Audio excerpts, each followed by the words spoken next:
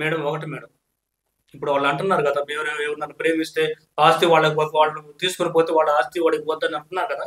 ఒకటి మేడం, బాధ్యత ఉంది కనుక రేపు వాళ్ళకి ప్రయోజకులు చేసి, వాళ్ళని చదివిచ్చి ప్రయోజకులు చేసి. ఏమయ్యా నువ్వు చెప్పింది నా నమ్మసత్యంగా లేదు. ఇప్పుడు ఒకటి చెప్తున్నాను, ఆ పిల్లల మీద చెయ్యి ఎందుకు వేస్తాను? అసలు తండ్రివేనా?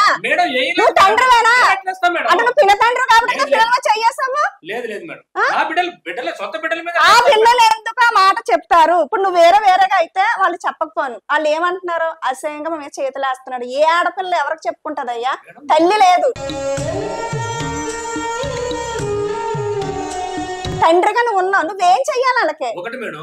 చెయ్యడం ఏంటంటున్నాను? నీకు అసలు బుద్ధి ఉందని అసలు మనిషివేనా? చూడండి మేడం, మేడం పిల్లల మీద తండ్రి ఏ విధంగా చేస్తాడు?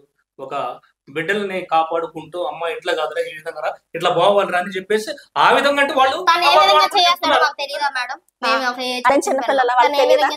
మాకు తెలీదా? సరే నేనంటే ఓకే, తను చిన్నపిల్ల, తనకు తెలుస్తుందా తను ఏం చేస్తున్నాడు?